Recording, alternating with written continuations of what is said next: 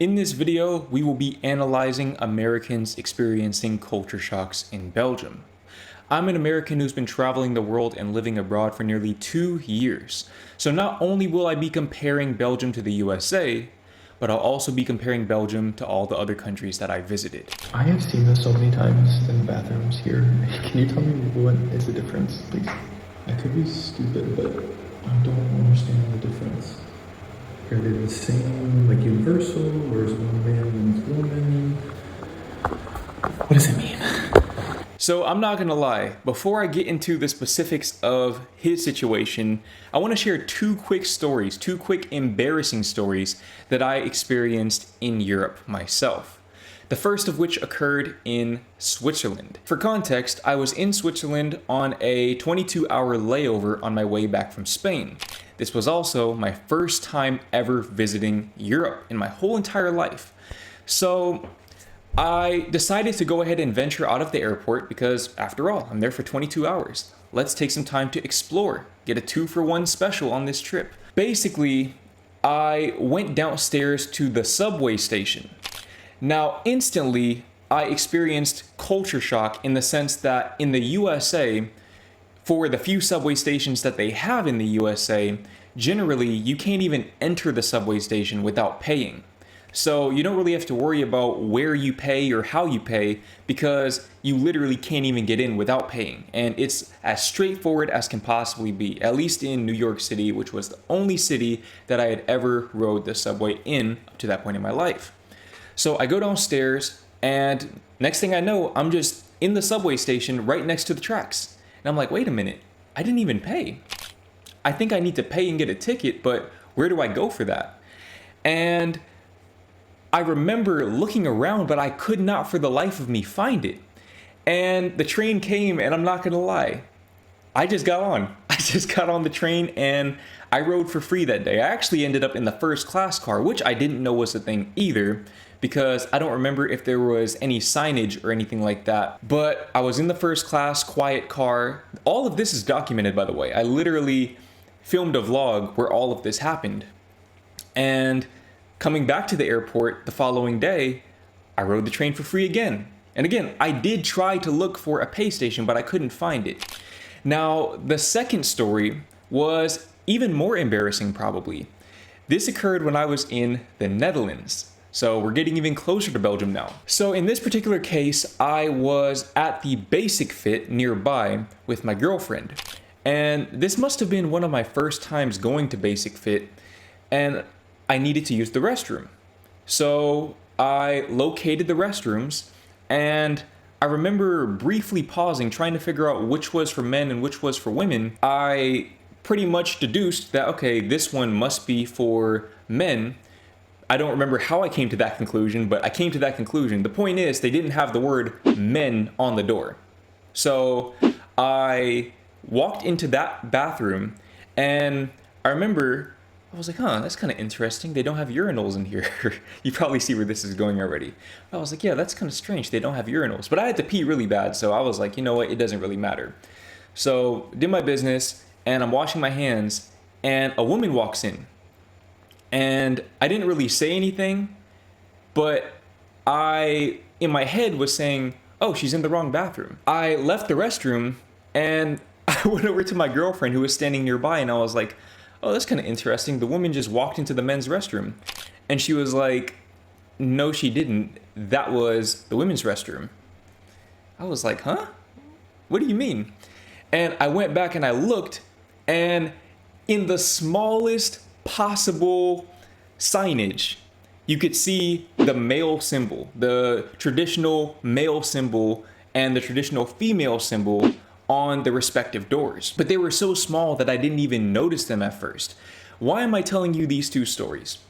I'm telling you these two stories to say that in my experience, European signage is not nearly as out there as American signage. I feel like in the USA, a lot of times signs are very, very hard to miss. And of course, when you go into a foreign country not knowing any of this coming in, you're pretty much bound to make a mistake like that, so I don't really blame him. especially considering the context of what this person in the comments is saying, which is that the US doesn't do symbols, look at their traffic signs, most just spell out what to do. For instance, their yield sign just says yield and the pedestrian traffic lights say walk and don't walk. Exactly.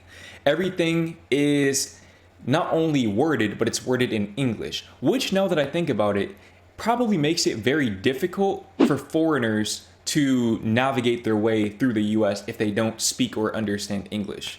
So, again, I guess it goes both ways in a sense, but that was definitely something that kind of caught me off balance going to Europe, was that the signage was just completely different and it was very subtle, to say the least.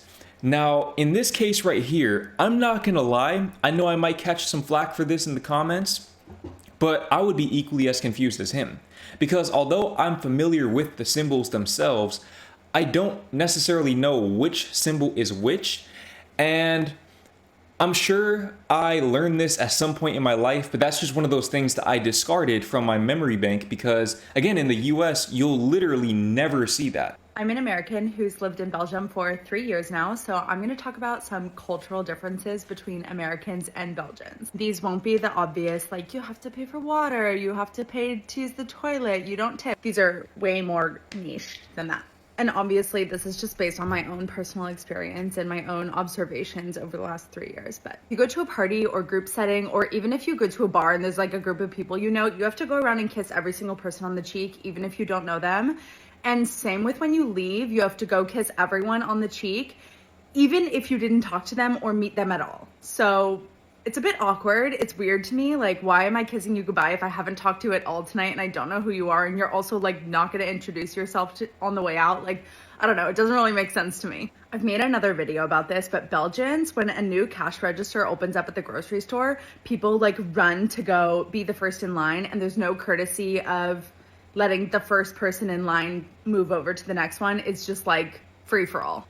I find this really rude. In the US, they definitely say like first in line, and then you kind of maintain the order of the line. Sometimes people do that in Belgium, but I would say like 8 out of 10 times people are running. When you go to a movie theater, the popcorn is sweet, which is so funny to me. Like, Americans, I think, are kind of known for having like super buttery, salty, like really unhealthy popcorn. And I got popcorn at a movie theater and I was really surprised that the standard popcorn here is sweet. It's like what we would call kettle corn. If you go to the movie theaters in Belgium, they have intermissions, which I think is really funny. Like in the US, we do not have a break. You have to just run and pee in the middle of the movie, even if it's like a 3-hour movie. We don't do intermissions, but you guys do, even for like normal length movies. In Belgium, when it's your birthday and you go to a bar, you pay for all of your friends for a round of drinks. And in the US, it's the opposite. Your friends usually pay for you. I think it does have to do something with the price of drinks. If you were to go out with like 6 friends in the US and all get a round of cocktails, that could easily be over $100 and be really expensive, where drinks are a little bit cheaper in Belgium, especially if you're just getting beers. It's a couple bucks each. 1 warm meal a day. I have a lot of opinions on this one. So Belgians basically only eat 1 warm meal a day, and it could be for lunch or dinner, but whichever one they do, for the other meal, they're gonna eat cold, and it's usually like spreads, which are just like questionable meats mixed with mayo or other sauces, basically. I don't know who came up with that. Like, if it's a cold day, why can't I eat soup for lunch and then, you know, a pasta for dinner? Like, who said that? Schools do not have sports in Belgium. So in the US, you play sports through your school, especially in like once it gets to middle school and high school. That's when you really kind of get a little bit more serious, and it's after school programs. And it's really great in the US because then you're exposed to more sports. Like growing up, they expose you to all of these sports during PE class, and then after school you could join the programs. So I think you get more of an opportunity to try new sports and see what you excel at, where in Belgium, you don't really get that exposure as a young kid. So maybe if you have an interest in football, soccer, then you would just join the soccer team.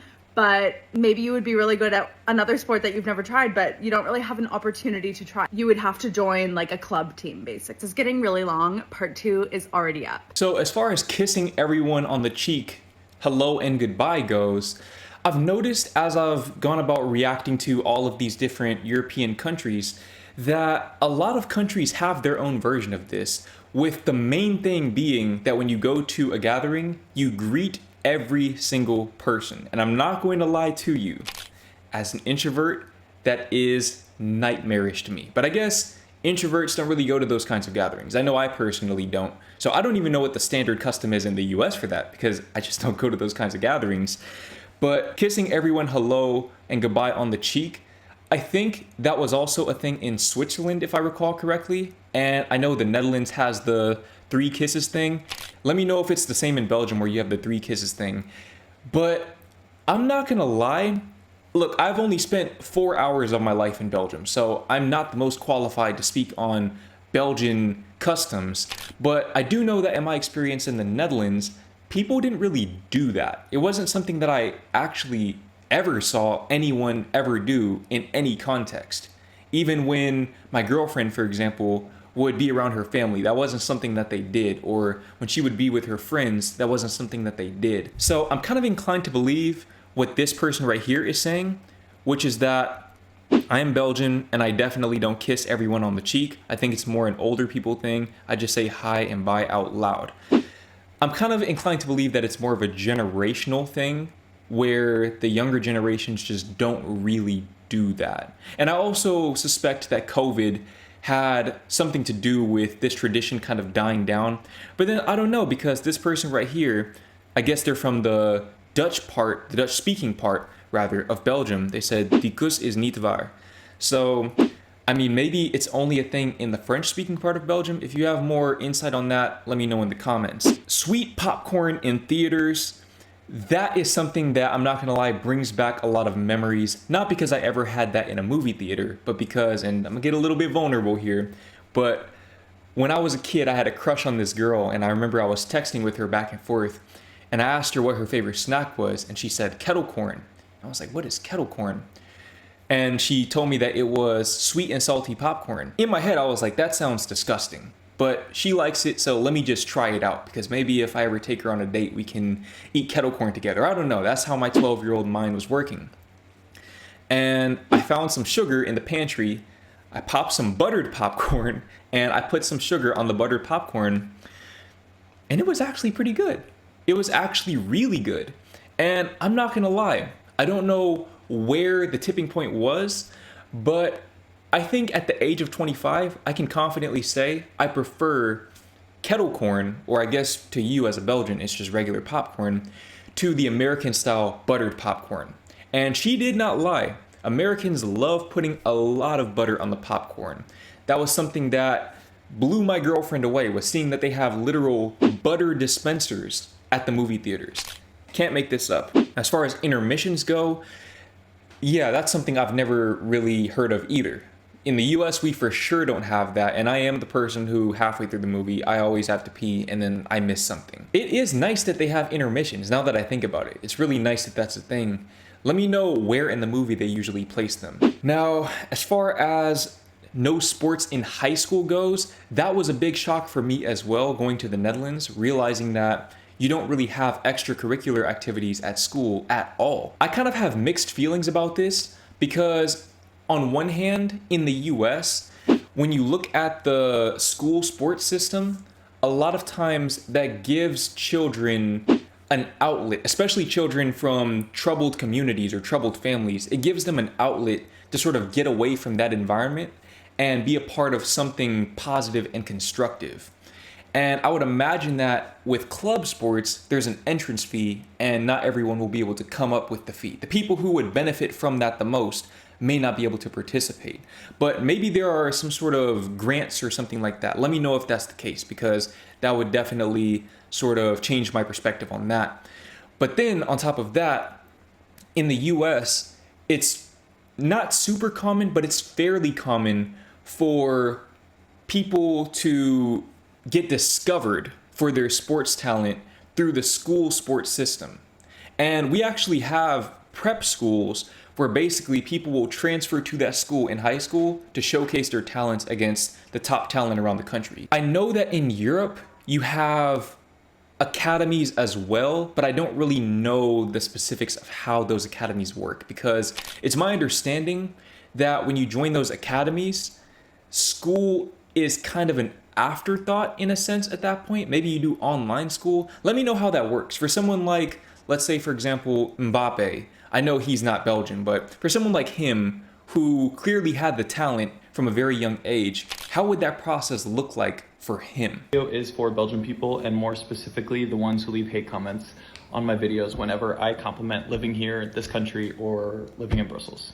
You have no idea how privileged you are to live in Belgium. You have no idea how lucky you are to live in a country where your government gives a shit about you. You are so privileged and lucky to live in a country where your taxpayer dollars, which are high but go towards good causes, cover some of the best healthcare, universal healthcare, that will give paid maternity leave before and after birth, paid paternal leave, some of the best education, little to free basically for higher education, paid study abroad, Erasmus program, where the government literally pays you to go study in another country and gain another cultural experience. You have no idea how lucky you are to live in a country where at your job you have a high amount of paid time off so that you can enjoy time with your friends and family and not let work rule your life and your world. You have no idea how lucky you are to live in a country where, God forbid, you have children, that the childcare is affordable and does not put you into debt and take out of your savings.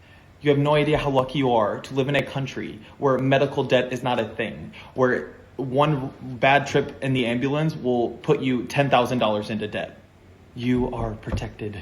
No idea how lucky you are to live in a country where, God forbid, you get sick. You are protected from your job, from getting in trouble, from getting fired. You have to go to the doctor and get a doctor's note, but you are protected. In the US, it's not like that. They can quite literally deny you missing work, even if you have a doctor's note. You have no idea how lucky you are to live in a country where your taxpayer dollars, where the hard-earned money that you put in go towards something good, because mine currently are funding a genocide in Gaza. They're going towards bombs and weapons sent straight to Israel, and God else knows where, because in the US we don't have any protections. When I think about it, like, there's no protections. We don't have healthcare.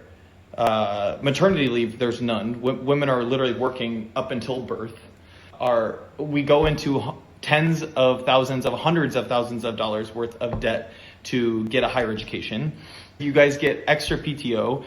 The list goes on. And I understand that, comparison is the thief of joy. I think that you really need to get out of your comfort zone. I think you need to leave Belgium and then come back. And I think you will be appreciative and realize how privileged and blessed you are to live here, because not every place has that. And that's coming from someone who's from the US, who had an incredible life in the US, but I can still reflect on how privileged you guys are, including me. Thank you. In spite of his bathroom blunder from earlier in the video, he raises some very, very good points throughout this video. Look, I don't have the most interaction with Belgian people. I've interacted primarily with Dutch people in Europe. But if Belgians are anything like Dutch people, and look, this is just me being brutally honest, this is me utilizing a little bit of that Dutch directness, okay?